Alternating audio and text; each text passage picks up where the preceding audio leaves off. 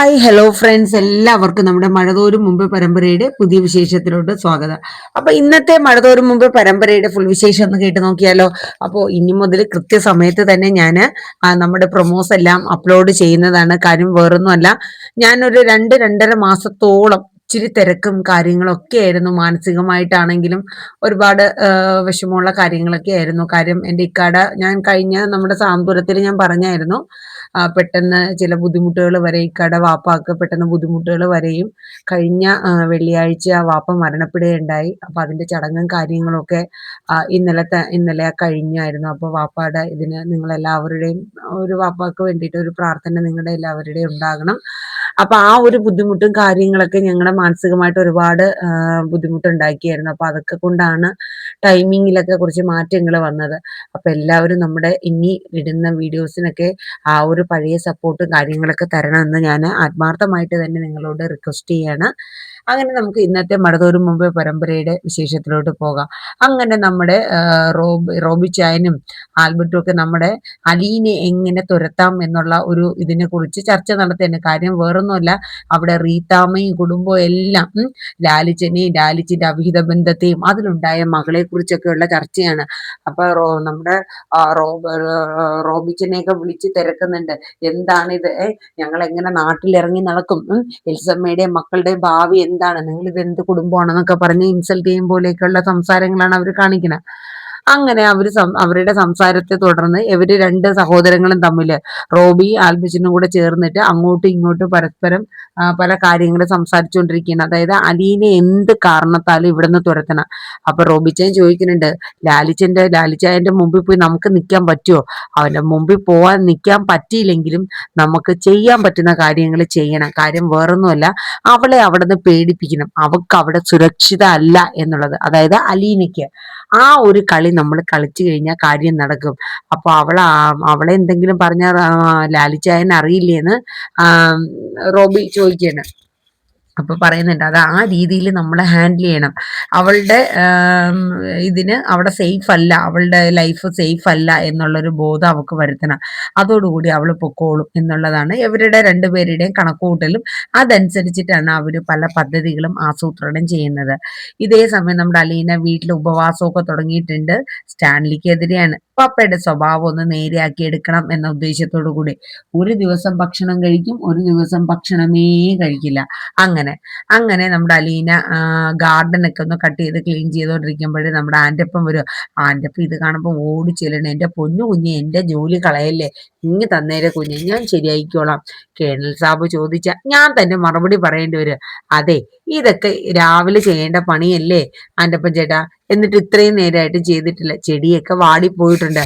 അതെ കുഞ്ഞെ, ഞാൻ ചെയ്തോളാം, കുഞ്ഞിങ്ങി തന്നേ എന്നിങ്ങനെ പറയട്ടോ. അപ്പോഴേക്കും നമ്മുടെ അലീന പറയും, സാരയില്ല, കേണൽ അറിഞ്ഞോട്ടെ. കേണൽ അറിഞ്ഞു കഴിഞ്ഞാൽ ഞാനാ എൻ്റെ ഒപ്പം എൻ്റെ കയ്യിൽ നിന്ന് ഇതൊക്കെ മേടിച്ച് ഇവിടെ താനെ ചെയ്യുന്നതെന്നങ്ങ് പറഞ്ഞു. അപ്പൊ പിന്നെ കുഴപ്പമില്ലല്ലോ. അങ്ങനെ പറഞ്ഞു കേട്ടോ. അങ്ങനെ അലീന അതൊക്കെ ക്ലീൻ ചെയ്തുകൊണ്ടിരിക്കുകയാണ്. ഈ സമയത്ത് കാണാം ഒരു ഹോണടി കേൾക്കുകയാണ്. ആരാ? നമ്മുടെ ഔതക്കുട്ടിച്ചായൻ തിരിച്ചു വരെയാണ്. ഇന്നലെയാണ് പോയത്. ചിന്നമ്മയെ കാണാതിരിക്കാൻ പറ്റില്ല ഔതക്കുട്ടിച്ചായൻ വരികയാണ്. അങ്ങനെ ഔതക്കുട്ടിച്ചായനെ കണ്ടത് അലീന അതൊക്കെ നമ്മുടെ ആൻ്റപ്പനെ ഏൽപ്പിച്ചിട്ട് ഓടിച്ചെല്ലാണ്. എത്ര ദിവസമായി ഈ വല്യപ്പച്ചൻ പോയിട്ട്, എന്തെങ്കിലും ഒരു വീണ്ടും വിചാരമുണ്ടോ? എടി ചിന്നമ്മേ, നീ എന്നെ കാത്ത് ഇവിടെ നിൽക്കായിരുന്നോ എന്ന് നമ്മുടെ അവതക്കുട്ടിച്ചായൻ ചോദിക്കണം. അപ്പൊ അലീന പറഞ്ഞത്, ഇപ്പൊ ഞാനപ്പച്ചൻ്റെ അടുത്ത് വല്യപ്പച്ചന്റെ കാര്യം പറയാനായിട്ട് വരായിരുന്നു. അതാടി ചിന്നമ്മേ, നീ ഓർക്കുമ്പോഴേക്കും ഞാനിങ്ങെത്തും. അതെ, എന്തൊക്കെയുണ്ട് വിശേഷം? എന്താ പറയണേ, ഞാനും പപ്പയും തമ്മിൽ ഇവിടെ യുദ്ധം പ്രഖ്യാപിച്ചിട്ടുണ്ട്. യുദ്ധോ? എന്നതാടിയേ? അപ്പൊ പറയും, ഞാൻ ഉപവാസത്തിലാ. ഈ ഉപവാസം എന്ന് പറയുമ്പോ എന്താണ്? അതെ, ആഹാരം കഴിക്കാണ്ട്. ഇന്നൊരു ദിവസം ആഹാരം കഴിച്ച മൂക്കുട്ടം കഴിക്കും, എന്നിട്ട് നാളെ ഫുള്ളും ഞാൻ കഴിക്കാണ്ടിരിക്കും. അതാണ് ഉപവാസം. അതൊക്കെ എന്തിനാടി മോളെ? എന്റെ പപ്പയൊന്ന് കയ്യിലെടുക്കാൻ പറ്റുമെന്ന് ഞാൻ നോക്കട്ടെ. പപ്പയുടെ മനസ്സൊന്ന് ഉരുക്കിയെടുക്കണം. ഈ പാറ പോലെ ഇങ്ങനെ ഇരുന്നിട്ട് കാര്യമില്ലല്ലോ വല്യപ്പച്ച. അപ്പൊ പറയും, നീ ആരെ കൂടെ യുദ്ധം ചെയ്യണേന്നല്ല ബോധം ഉണ്ടോ? കേണൽ സ്റ്റാൻലി ജോസഫിന്റെ കൂടെയാണ്, അത് ഓർമ്മ വേണം. അതെ അതെ, അത് ശരിയാ വല്യപ്പച്ചൻ പറഞ്ഞ, തോക്കും ഒക്കെ ഉള്ള ഒരു കേണലിന്റെ കൂടെ. ഈ പാവപ്പെട്ട അലീനയ്ക്ക് തോക്കുമില്ല, കടാരിയില്ല, ഒന്നുമില്ല. ഇങ്ങനത്തെ ഒരു പേനക്കത്തി പോലും ഈ അലീനയ്ക്കില്ല. അതെ, ആകെ എന്റെ ഒരു പ്രതീക്ഷ എന്റെ വല്യപ്പച്ച എന്റെ കൂടെ ഉണ്ടല്ലോ അല്ലേ, അതാണ്. നെടി നമ്മൾ ജയിക്കുമെന്ന് തോന്നല്ല, നീ ഇവിടെ പരാജയപ്പെടാനേ സാധ്യതയുള്ളൂ. കാരണം കേണലിനെ ഒന്ന് ഒലയ്ക്കണമെങ്കിൽ ചില്ലറ കാര്യമൊന്നുമില്ല. അതെ, പോയിട്ട് എന്തൊക്കെയുണ്ട് വിശേഷം അത് പറ വല്യപ്പച്ചൻ. അപ്പം നമ്മുടെ അവതക്കുട്ടി ചെയ്യാൻ പറയാം, പോയിട്ട് ഭയങ്കര വിശേഷം തന്നെ. അതെ, മൊത്തത്തിൽ ഒരു കോളിളക്കം തന്നെ എല്ലായിടും.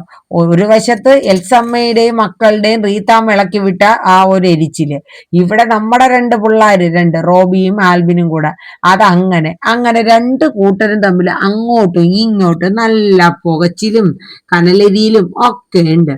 അതെ, സംഭവം വലിയ വിഷയാവോ വല്യപ്പച്ച, അലീന ചോദിച്ചു. അതെ, വിഷയായാലെന്നാ, നിന്റെ പപ്പയെ നേരിടാൻ അവർക്ക് ആർക്കെങ്കിലും കഴിയോ? നിന്റെ പപ്പയുടെ മുന്നിൽ അവർക്ക് ആർക്കെങ്കിലും വന്ന് നിൽക്കാനുള്ള കഴിവുണ്ടോ?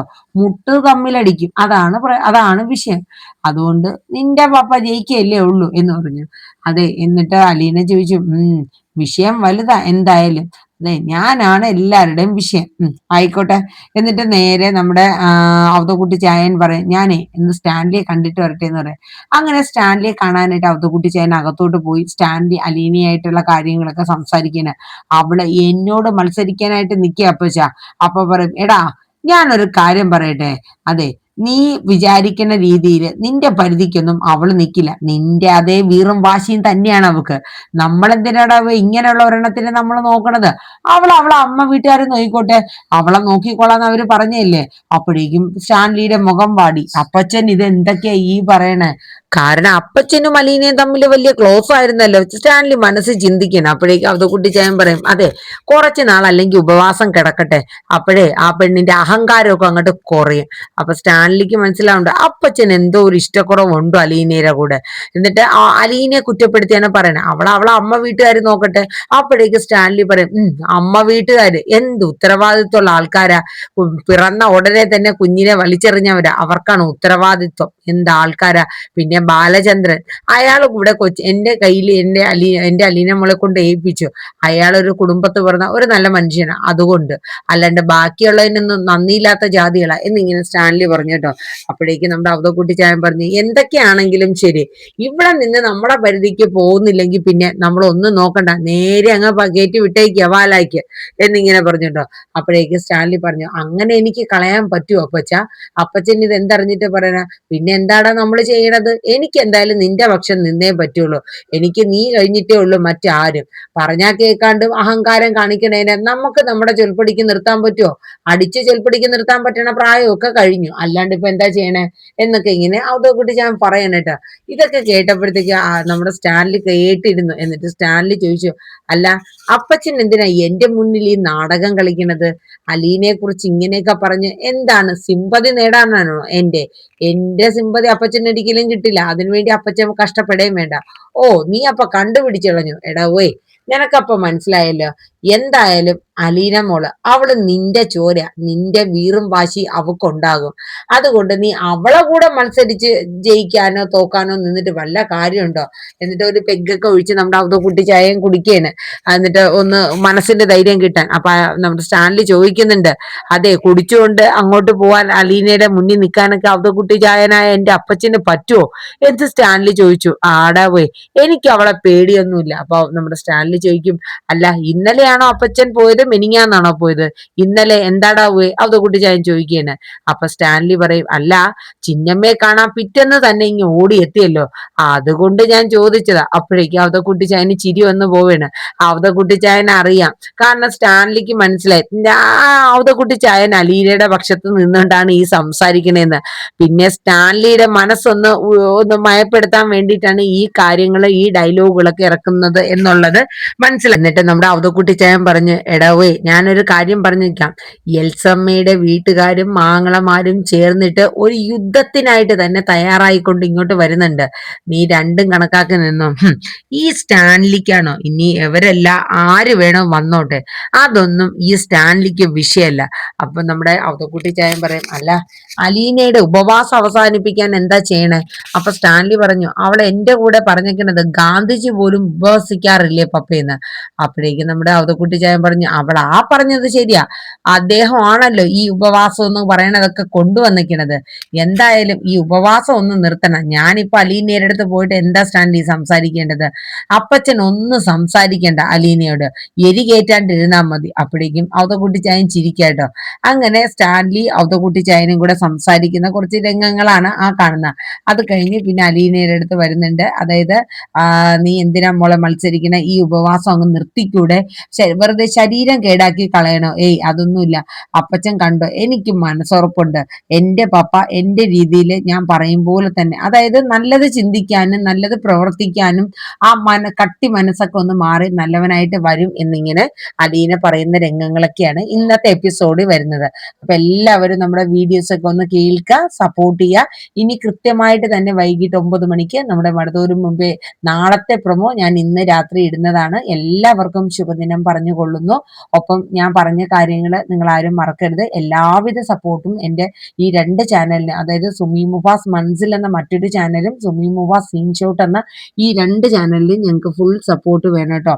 എല്ലാവർക്കും ശുഭദിനം പറഞ്ഞുകൊണ്ട് നിർത്തുന്നു. Thank you.